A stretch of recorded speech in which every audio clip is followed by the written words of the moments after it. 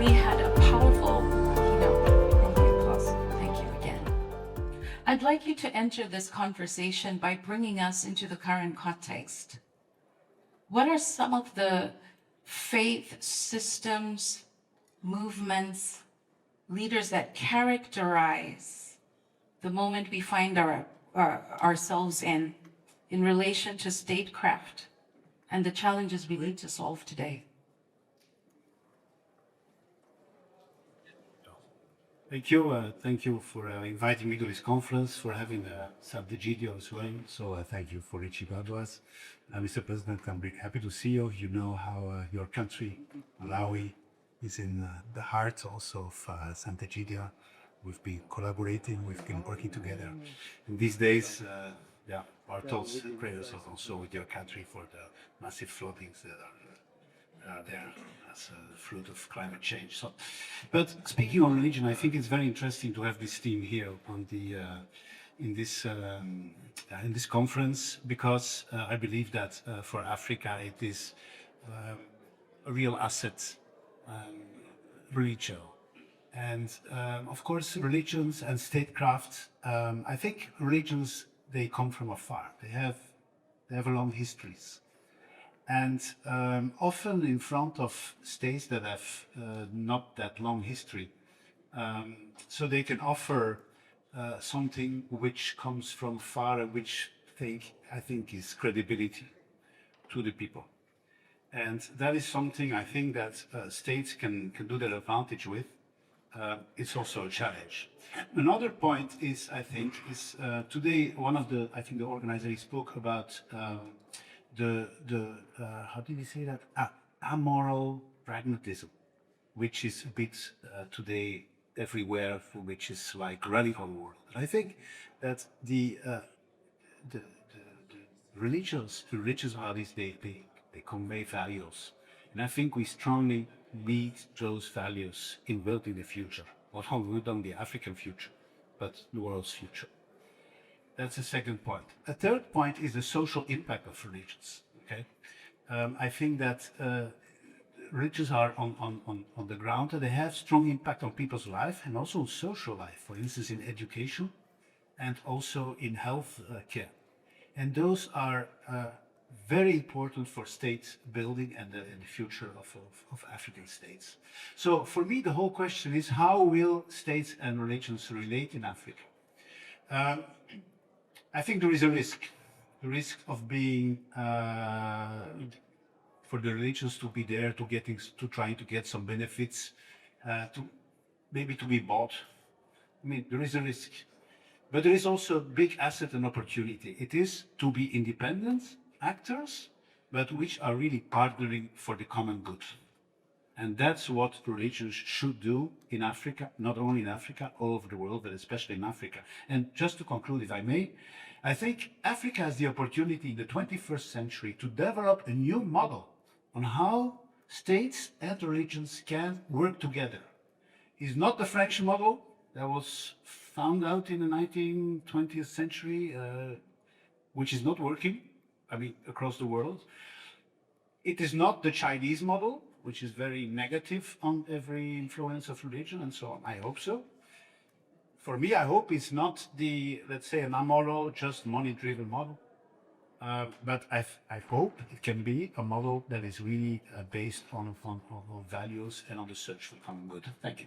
Thank you so much, Professor De Volder, because you remind me of an example of where we've seen this, where religion and religious leaders play an important role even in conflict resolution.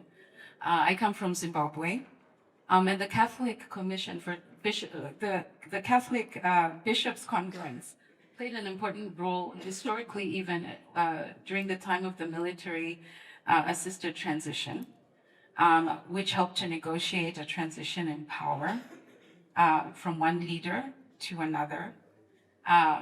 And the Catholic Church, through the Catholic Commission for Justice and Peace, was also one of the only organizations to as accurately as they could record the human rights violations during the Gukurahundi period in the early 1980s.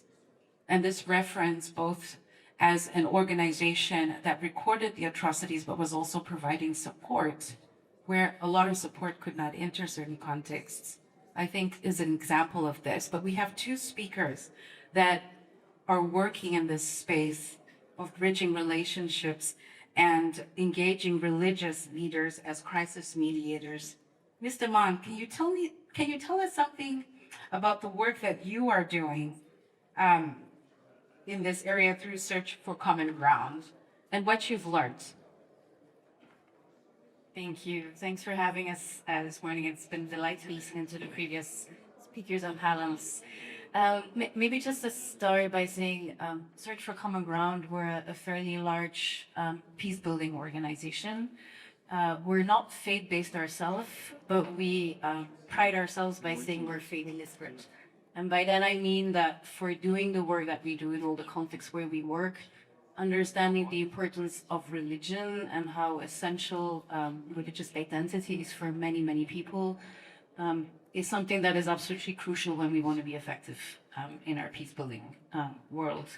And I say that first and foremost because if we look, we work in about 70 countries in Africa.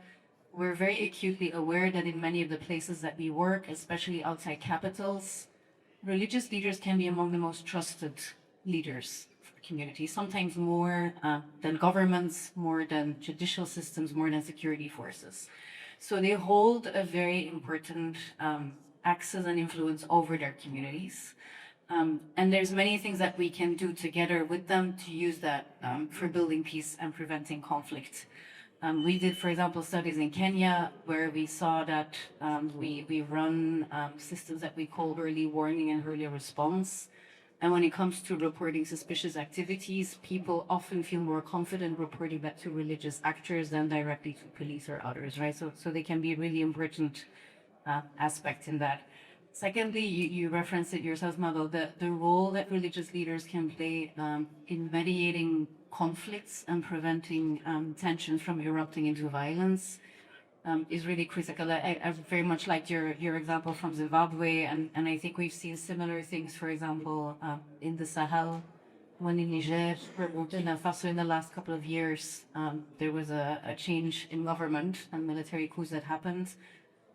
Some of the religious leaders that we've been working at for a long time really stepped forward in the multi-faith effort to go and meet the new authorities and make sure that whatever was going to happen non-violently. And I think in many ways they succeeded. I think another aspect that's important to recognize is when we do this work engaging with religious actors for peace building is that we look beyond the formal leaders of religions, because we know very well there's people who are very influential without holding an official title. And so we need to be able to identify who they are. Sometimes it can be women within their community. Sometimes it can be young people. Sometimes it can be people who are considered outliers, but we know they hold a very specific influence over the constituents. So we are engaging across all the aisles. And I would particularly flag, especially for the continents of Africa, where so much of the populations in many countries are primarily young people.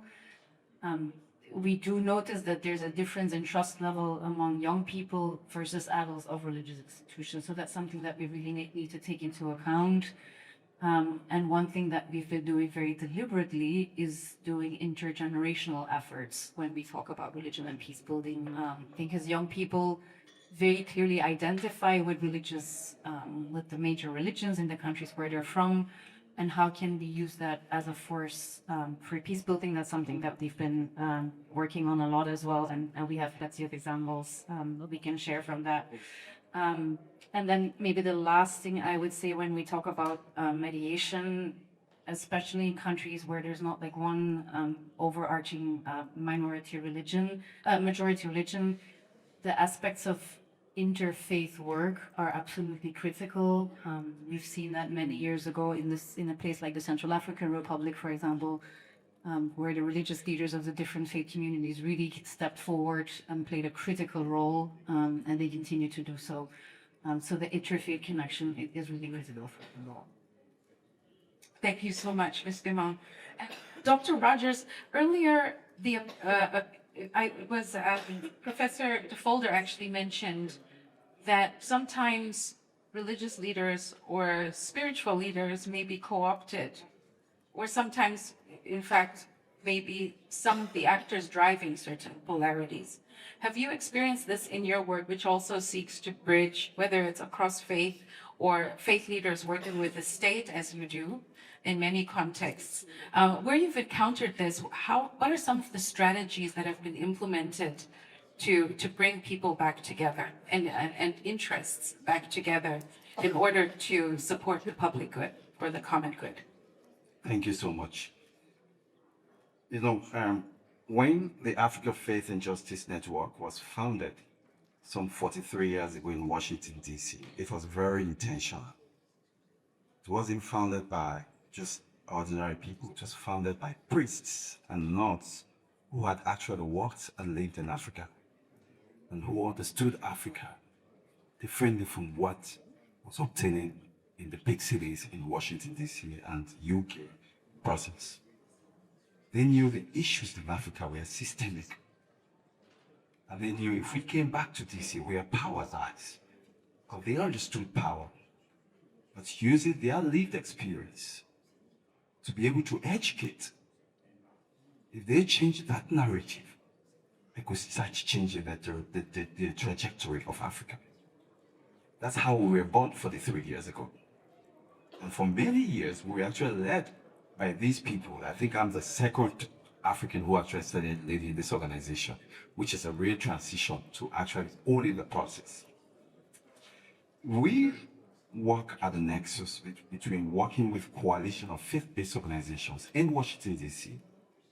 and the US government. Very intentional. The State Department, the legislative arm, which is Congress and Senate, to inform them and also to advocate for broader policies so that it positively impacts the continent. Very recently, when the big beautiful bill was coming out, with all what is happening in Washington, D.C., where everybody, especially African diplomats, are not sure how to deal with the current administration. I remember I invited the South African ambassador to give a speech, and then Prime Minister Felicity got excommunicated by the Trump administration. So everybody was worried whether we were going to lose our 501c3 status, or we're still there. But the point I'm making is, we go through that, looking at this bill and see how that impacts our people. It's a very proactive way, the way civil society, especially Africa Faith and Justice Network, works. And I'm going to bring that because you're asking the question, how can people learn for that? One of the provisions in the bill was that they were going to tax people who were sending monies back home, transmission, we all send money to our relatives, 10% tax on that. In addition to the transmission, they're already paying fees they're paying, in addition to the fact that they are already working legitimately to earn the same cut. We thought this was a paradox. If you're asking Africa to be independent, taking away aid from Africa, least you could do is to let them send money or do something with the money that they have legitimately earned. And of course, we pushed for that. And thank God they reduced it from 10% to 1%. But we worked with coalitions of other faith-based organizations. And this is something that we could also learn from here. You can't do it alone. There are a lot of coalitions with similar interests in Africa. We build those coalitions, we push together, and we reach out to the people that matter to hear our stories. Now, besides the United States, many of these examples are there, especially in Africa, positive examples. For those who are familiar with the story in Mozambique during the Frelimo and Renamo case, it was St. Ezekiel, which was a small organization, but a Catholic faith-based organization, that was able to successfully work alongside the state to bring that country to what is now seeming like a lasting peace. We did that in my country in Sierra Leone after all of the functions had failed. I remember I was still a Catholic youth working with the church and the Catholic bishops, brought interfaith Muslims and Christians together to work on a peace accord, which eventually led to the 1996 Lomé Peace Accord. And thank God it's 20 years plus that war has come to an end. Now, faith-based organizations are very critical because change in Africa cannot just be done by policy. It can be done by values. Problems we have in Africa, there are issues of values. When you talk about corruption, when you talk about lack of democratic space, if we push value systems in governance, we can get a lot of things done. And that's what the church comes with, because that's what we preach in the church. So we have worked across those boundaries to do that. Now, what happened in Mozambique and Sierra Leone that other countries can learn from this, already they had clearly defined mandates, those civil societies. And some of those were built into national frameworks in those countries. And that was easy for them to be able to work with the state. Also, they had those frameworks aligned with what the government wants in terms of pushing for peace. The challenge, and I have to mention this, is that the church cannot replace the state. But the state has to build its own institutions that allow it to function as a state. But the church is there to work with the state in a collaborative way without being co-opted. Thanks. Thank you so much, Dr. Rogers. And you just brilliantly, I think, bridged the different ways we are discussing that faith leaders and institutions are engaging with states, but also across faiths. And the next question I have for Ambassador Fatal Rahman takes us to the multilateral level. So really seeing how your engagement with the Islamic World Educational, Scientific, and Cultural Organization is then bridging towards economic development as well. Because as you said, we're shifting our value systems so we're able to build prosperous futures for our nations, for our people. And we know that your work as well has been involved in this space. How have you been engaging in economic development at this level? And what are some of the strategies you can share? Thank you, Ambassador. Thank you so much. First, I'd like to thank the organizer for the invitation that made it possible for us to be on here. And also, once again, I'd like to greet His Excellency, the President. Her presence is honorable for us. Excellency. Actually, I wrote a lot of things, but since last night I was suffering some eye allergies. So please forgive me if I say South America instead of South Africa or something like that. My approach is different. Just going to reflect on the ICISCO efforts in the post-civilizational spectrum, because throughout my chattings and conversations with friends in the last days, I noticed that they think that ICISCO is a spiritual or even religious organization, as a civilization and cultural organization. But it gives a lot of emphasis to the notion of peace and prosperity, and with huge emphasis on the African continent, because the majority of the countries of the member states are Africans. We've got like 26 African countries throughout of 52 countries, the membership of the organization. Last night I was indicating to one of our friends that as a model, the most important unit in the organization is the Center for Islamic Heritage. And it is led, the director of this center is Mr. Weber Nodoro. He's from Zimbabwe and he's not Muslim, he's Christian. And this is very important lesson and model that we have to rely and depend on experience, ingenuity, and hard work, rather than the ideological sides of appointing anyone in our positions. So the organization has done great jobs throughout the last 5 years in combating terrorism, in ensuring peace. For instance, we issued the first international scientific encyclopedia for deconstructing extremist discourse. It came out in 3 volumes, and we are aiming at 15 volumes. For 3 past years, the organization has held a series of forums on combating violent extremism in close cooperation with the national experience in the various Islamic countries. And preparations are undergoing to have an important workshop for group of youth in Africa, African side, in the field of rejecting extremism.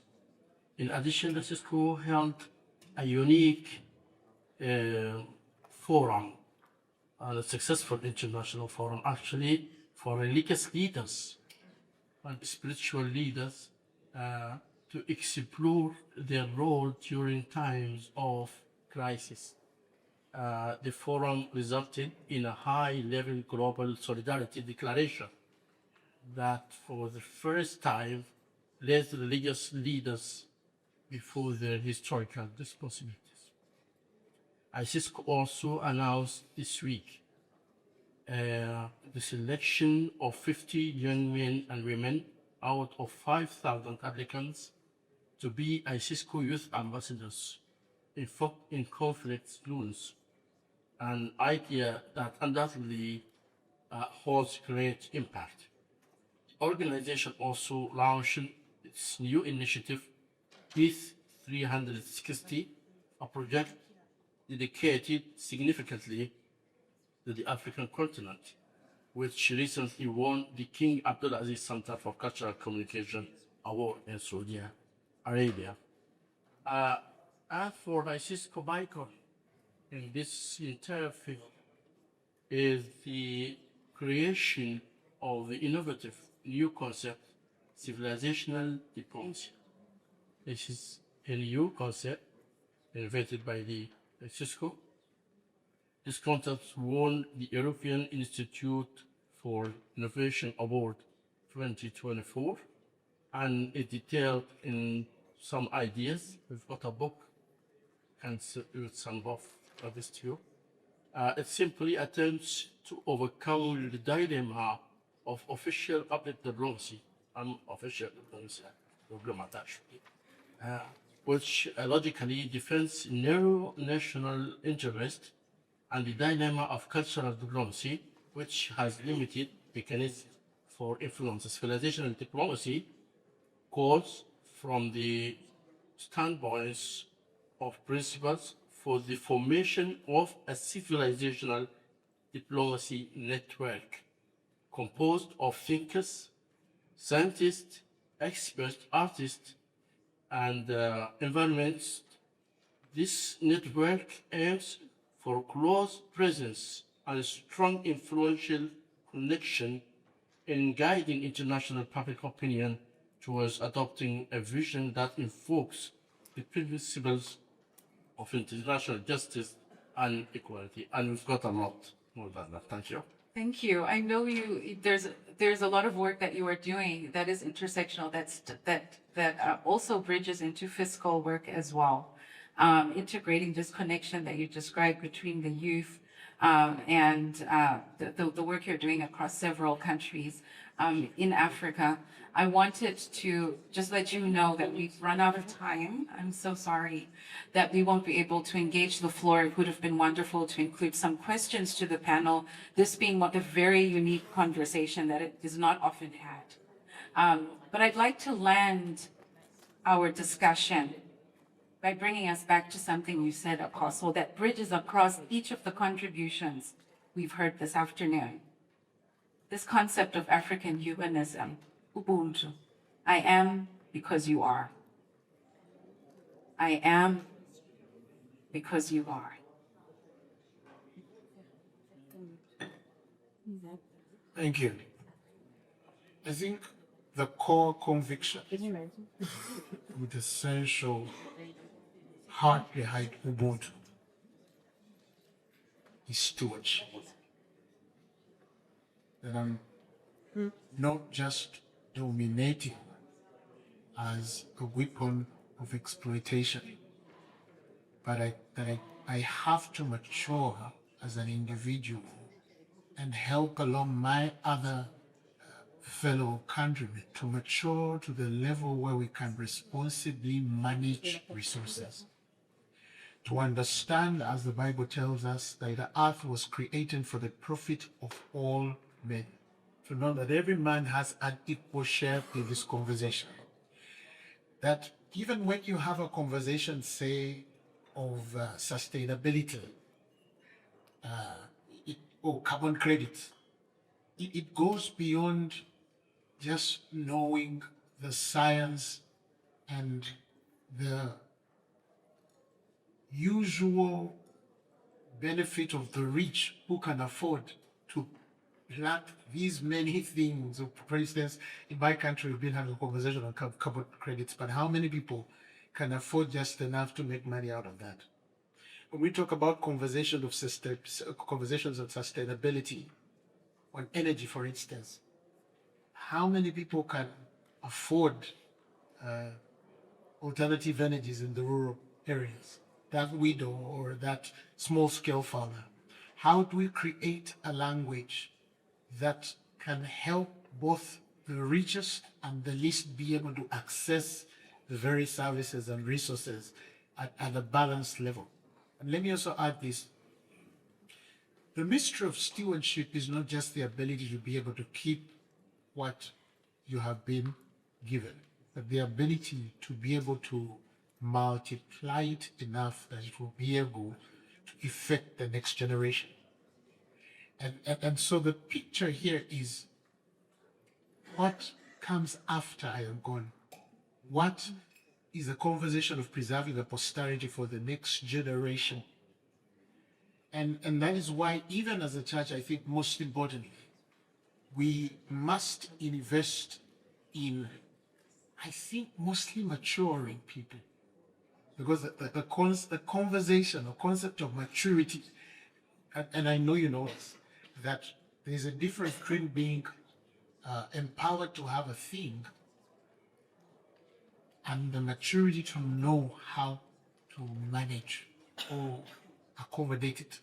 Because I think in Africa we've seen it, even generally across the world, mostly Africa, we see that many people are trying to manage what they were given, but they lack the maturity to be able to manage it. And that cuts across to leadership. Our family setting is a young man mature enough to marry. In this conversation of Ubuntu, we go back to culture to see how we prepare this young man to the maturity of being able to be a responsible father. Because if you don't keep that conversation of the sanctity of family and marriage, how are you going to run a nation? etc.